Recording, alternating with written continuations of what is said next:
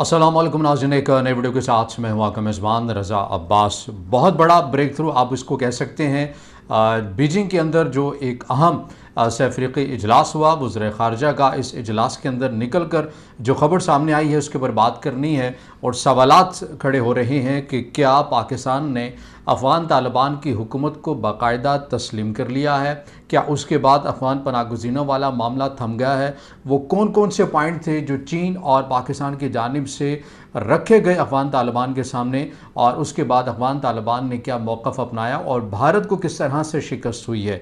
ये तीनों बड़े अहम नुकात हैं जिनके ऊपर आज का ये हमारा वीलॉग मुश्तमिल होगा।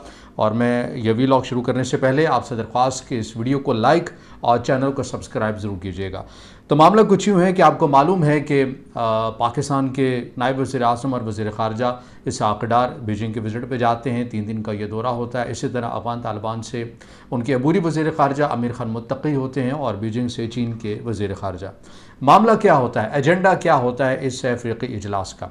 आपको याद होना चाहिए कि पहलगाम वाक़े के बाद जब पाक भारत कशीदगी उरूज पर थी तो दूसरी साइड के ऊपर भी कुछ खुफिया मुलाकातें, आप यह कहें खुफिया मुलाकातें, आप इस सेंस में नहीं भी कह सकते क्योंकि मीडिया उस तरह कवरेज नहीं कर रहा था तो बहुत सारे लोगों को नहीं मालूम था। तो उस एंगल से आप ये कह सकते हैं कि खामोशी के साथ चीन आपको सिफारतकारी करता हुआ नज़र आ रहा था। उसमें हो क्या रहा था, मैं कुछ पस मंज़र आपके सामने रखना चाहता हूँ, फिर उसके बाद आपको ये सूरत हाल जो मैं आगे चल कर बयान करूँगा वो बड़ी आसानी के साथ समझ भी आ जाएगी। इसमें चीन के जो सफ़ीर होते हैं और पाकिस्तान के अफ़गान अमूर के लिए जो नुमाइंदा है मोहम्मद सादिक ख़ान, ये दोनों मिलकर अफ़गान क़यादत से मुलाकातें करते हैं। पाकिस्तानी हुकाम के अफ़गान तालिबान के साथ वन वन मुलाकात भी होती है, इसी तरह चीनी सफ़ीर की भी मुलाकात होती है, मुश्तरका तौर के ऊपर भी तीनों जो रहनुमा हैं उनकी मुलाकातें होती हैं। एजेंडा क्या होता है कि पहलगाम वाक़े के बाद ये बड़ी हद तक दोनों ममालिक को यानी पाकिस्तान और चीन को मालूम था कि भारत अब अफ़गान तालिबान को मुकम्मल इंगेज करने की कोशिश करेगा और इंगेज करके जो चीन की इन्वेस्टमेंट है CPEC हो गया और फिर इसी तरह पाकिस्तान के जो मफादात हैं उन्हें नुकसान पहुंचाएगा अफ़गानिस्तान के अंदर इन्वेस्ट करने से मैं ये मुराद नहीं ले रहा कि कोई माशी तौर के ऊपर कोई प्रोजेक्ट उनके साथ शुरू करेगा।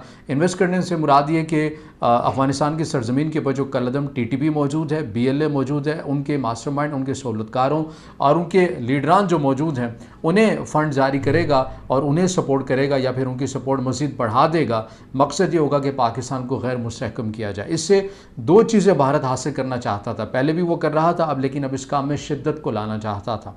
वो ये थी कि किसी तरह TTP हो, BLA हो, ये बैक टू बैक चीनी इंजीनियर्स को, चीनी मफादात को जो कि पाकिस्तान में है, बलूचिस्तान में, खैबर पख्तूनख्वा में है या फिर गिलगित बल्तिस्तान में है, चित्राल वाली साइड पे जहाँ भी है, वहाँ पर चुन चुन कर हमले किए जाएं, निशाना बनाया जाए। और उससे होगा क्या? उससे ये होगा कि चीन और पाकिस्तान के माबैन एक खला पैदा किया जा सके, दूरियां पैदा की जा सकें और दुश्मनी जो है वो पैदा की जा सके और दोनों को दूर किया जा सके।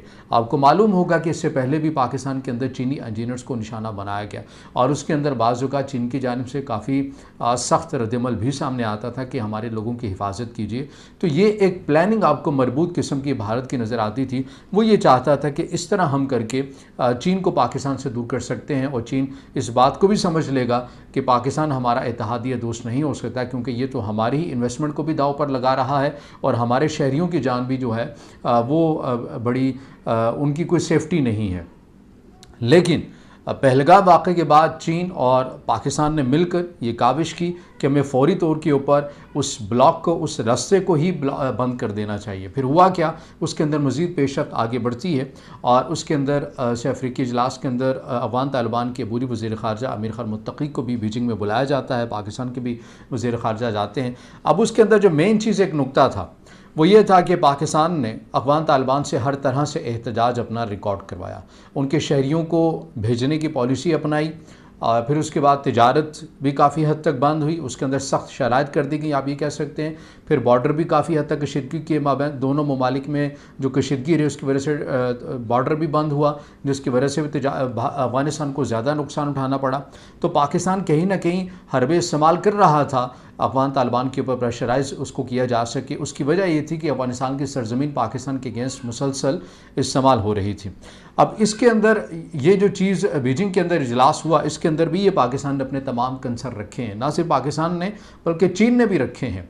और अफ़गान तालिबान की जानिब से इस बात को एश्योर किया गया है कि ठीक है, आपके मुतालबात हैं, हमने अपने तहीं कुछ कार्रवाइयाँ, कुछ सिलसिला भी शुरू कर दिया। वो कार्रवाइयाँ क्या हैं? वो ये हैं कि अफ़गान तालिबान, ये ख़बरें भी सामने आ रही हैं कि अफ़गान तालिबान की जानिब से किसी हद तक क्रैक डाउन किया गया है उन अपने अफ़गान शहरियों के ऊपर जो कि टीटीपी में शमूलियत इख्तियार कर रहे थे अफ़गानिस्तान में, या फिर उस नेटवर्क को जो अफ़गान शहरियों को वरगला कर उनकी ब्रेन वाशिंग करके उन्हें टीटीपी में शामिल करवा रहे थे। तो इन दो चीज़ों के ऊपर अफ़गान तालिबान कह रहे हैं कि हमने कार्रवाइयाँ की हैं और मुतअद्दिद लोगों को गिरफ़्तार भी किया है, और हम आहिस्ता से, ज़ाहिर है इतनी तेज़ी के साथ तो नहीं मामला ये थम सकेगा, लेकिन आहिस्ता आहिस्ता हम चीज़ों को बेहतर कर रहे हैं और पाकिस्तान के जो कंसर्न है, तहफ़्फ़ुज़ात हैं, हम उन्हें दूर भी करेंगे। अब इसके अंदर ज़ाहिर है दोबारा से अफ़गान पनाहगज़ीनों वाला मामला आया, उसके ऊपर पाकिस्तान फ़िलहाल अभी तक लचक दिखाने के लिए तैयार नहीं है, लेकिन उसके अंदर आप ये कह सकते हैं कि किसी हद तक नरमी आपको ये नज़र आती है कि वो जो पाकिस्तान के तमाम मेन स्ट्रीम मीडिया में एक काउंटडाउन शुरू हो गया था कि आज इतने दिन हो गए हैं, इतने जा चुके हैं, इतने दिन हो गए हैं, इतने जा चुके हैं अफ़गान पनाहगज़ीन, उस सिलसिले को बंद कर दिया गया है। उस सिलसिले को, उन चैनल्स को गालिबन अब वो कंटेंट नहीं दिया जा रहा, या फिर उन्हें ख़बरें ऐसी बैक टू बैक चलानी या उनके फॉलोअप लेने से मना कर दिया गया है, क्योंकि आपको एक पैटर्न नज़र आता है। इसीलिए यही वजह है कि कितने अफ़गान पनाहगज़ीन गए हैं, ये अपडेट डाटा 3 से 4 दिन या 5 दिन के बाद या हफ्ते में एक आध बार सामने आता है। तो ये आप ये कह सकते हैं कि इन तमाम उन चीज़ों का एक हल है कि अफ़गान तालिबान के भी कंसर्न पाकिस्तान दूर कर रहा है और पाकिस्तान और चीन के जो कंसर्न है वो भी कर रहा है। अब इसके अंदर जो सबसे मेन ख़बर है वो मैं आपको देने जा रहा हूँ, वो ये कि चीन ने यह कहा है कि पाकिस्तान भी अपना जो फुल स्केल एक सफ़ीर होता है बाकायदा तौर के ऊपर वो अफ़गानिस्तान में तैनात करेगा, और इसी तरह अफ़गान तालिबान भी अपना एक बाकायदा तौर के ऊपर मुकम्मल सफ़ीर, मुकम्मल अथॉरिटी के साथ पाकिस्तान में तैनात करेगा। अभी दोनों तरफ से जो तैनात हैं, जो शख्सियात, वो नाज़िमुल अमूर की हैसियत की हैं। अब इसे मज़ीद अपग्रेड किया जाएगा और मुकम्मल जो एम्बेसडर है, सफ़ीर है, उसे तैनात किया जाएगा। इसके ऊपर भी दोनों ममालिक ने रज़ामंदी का इजहार किया है। अब इसके ऊपर भारत की जानिब से जो मनसूबाबंदी की जा रही थी, जो मैंने तमाम तफसीलात आपके सामने रखी हैं, वो फिर खटाई में पड़ गई हैं। आप ये कह सकते हैं कि एक और सिफारतकारी वहाँ भी शिकस्त हुई है, एक और इन्वेस्टमेंट, वहाँ भी खसारा भारत को हुआ है, और अब भारत ने एक और मुल्क पर नज़रें जमा ली हैं और वहाँ पर अब बड़ी तेज़ी के साथ सिफारतकारी कर रहा है। वो कौन सा मुल्क है और भारत ने उसको क्या पैगाम दिया है, वो भी हम आने वाले दिनों के अंदर जो वीडियो बनाएंगे उससे जुड़ी जो तफसीलात होंगी वो उसमें रखेंगे। लेकिन ये अब तक की मालूमात हैं, तो आप कह सकते हैं कि चीन बड़ी तेज़ी के साथ आपको इस खत्ते में एक नया ब्लॉक बनाता हुआ नज़र आ रहा है, जिसमें भारत आपको तनहा होता हुआ नज़र आ रहा है। ये वही भारत है जिसने कहा था कि मैं इस खत्ते में और पूरी दुनिया में पाकिस्तान को तनहा कर दूंगा, लेकिन अब उसे इस खत्ते के अंदर और आलमी सतह के ऊपर कोई मुल्क नहीं मिल रहा अपनी हिमायत के लिए। तो ये अब तक की अपडेट है जो आपके सामने रखी। अगर आप समझते हैं कि वीडियो आपके लिए मुफीद है तो फिर इसे ज़रूर लाइक भी कीजिएगा, कमेंट्स में ज़रा ख्याल कीजिएगा और चैनल को सब्सक्राइब ज़रूर कीजिएगा।